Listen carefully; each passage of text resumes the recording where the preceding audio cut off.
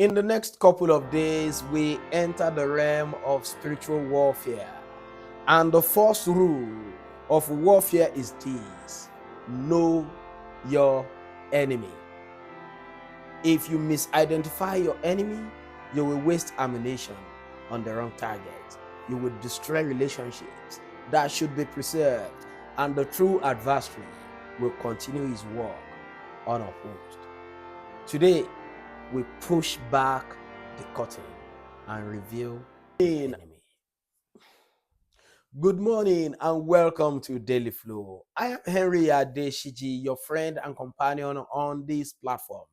We continue our journey as we explore the Empowered Life series in the month of April. For the past couple of days, we've established authority. Now it is time to engage the resistance. Please share this with your loved ones. Remember to subscribe and hit the notification button so that you get every episode delivered directly to you. Our verse for meditation today is taken from Ephesians chapter 6, verse 12, which says, "For we do not wrestle against flesh and blood, but against principalities, against powers, against the rulers of the darkness of this age, against spiritual hosts of wickedness in the heavenly places." Take a minute to soak in those words. We do not wrestle against flesh and blood. Paul is not saying conflict does not exist. He is saying that conflict is not ultimately with people. The human being in front of you, the one frustrating you, opposing you, hurting you, is not your real enemy. They may be a pawn, a puppet, or even a victim, but they are not the mastermind behind the visible conflict that is going on in your life. Behind every visible conflict is an invisible war going on in the spirit. Now look at how Paul describes the enemy. He uses 4 terms and they reveal a hierarchy. First, principalities. These are the first ones. They are called rulers, those with original authority. These are high-ranking demonic powers assigned over territories, over nations, or even over systems. Second are powers, translated from the Greek word exousias. We spoke about this word the other day. Authorities with delegated jurisdiction. These are spirits with specific assignments and spheres of influence.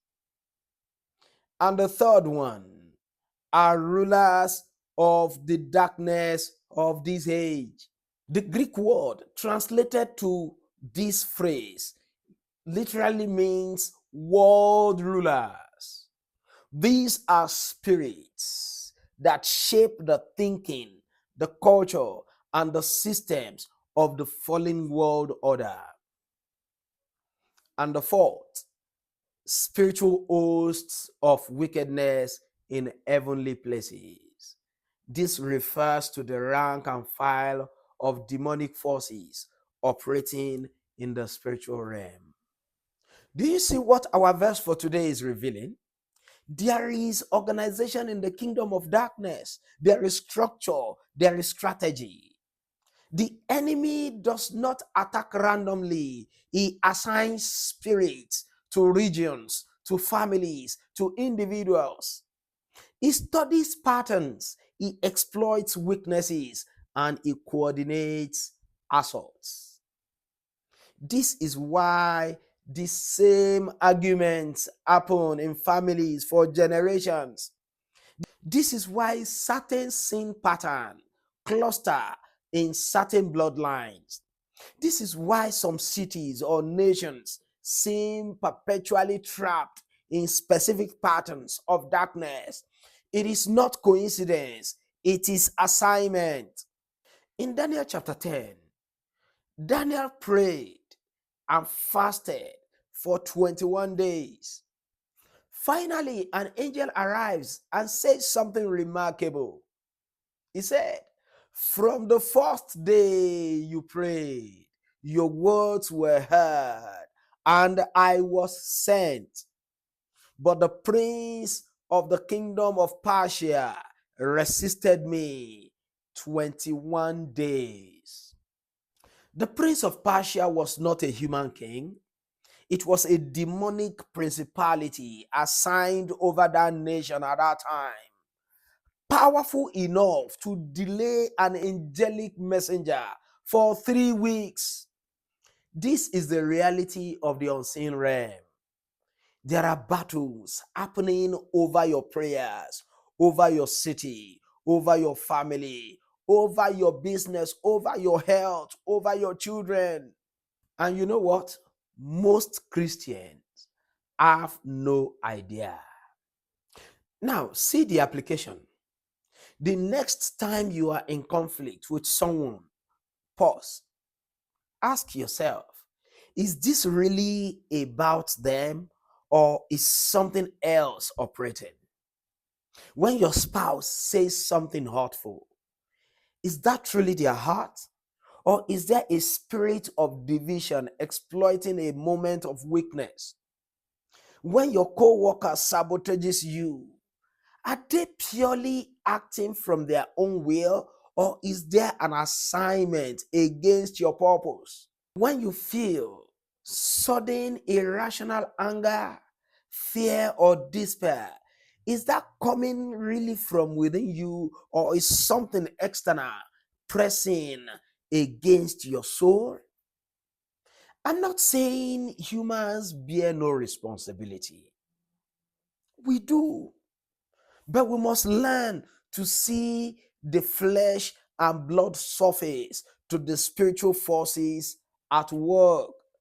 When you identify the real enemy, your response changes.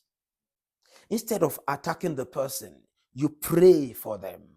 Instead of harboring resentment, you recognize they may be as bound as you were before Christ set you free.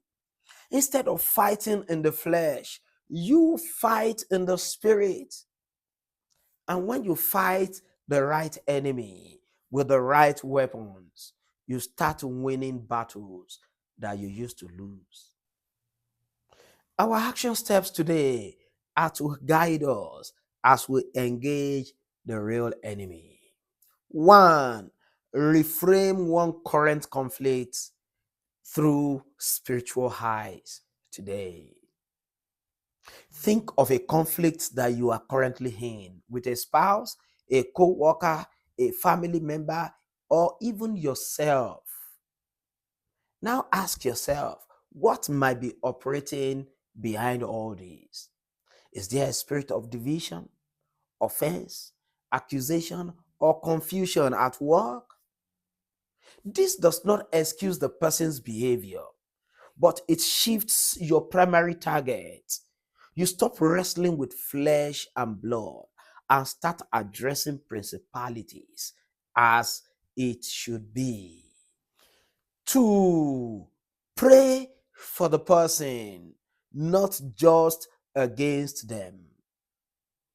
Choose one person who has been a source of conflict in your life. And instead of rehearsing their offenses, pray for their freedom. Recognize your battle first as being spiritual. Pray that God will deliver them. And pray that God will break you free permanently from that cycle of conflict. When you pray for your enemies, you are fighting the real war. I pray for the grace to release those people you are fighting in the flesh.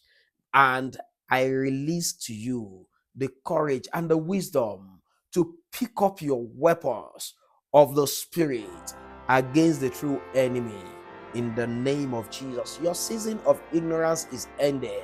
Your season of excellence, even in warfare, begins in the name of Jesus. Receive the spirit of discernment to understand what and who to truly confront going forward in the name of Jesus.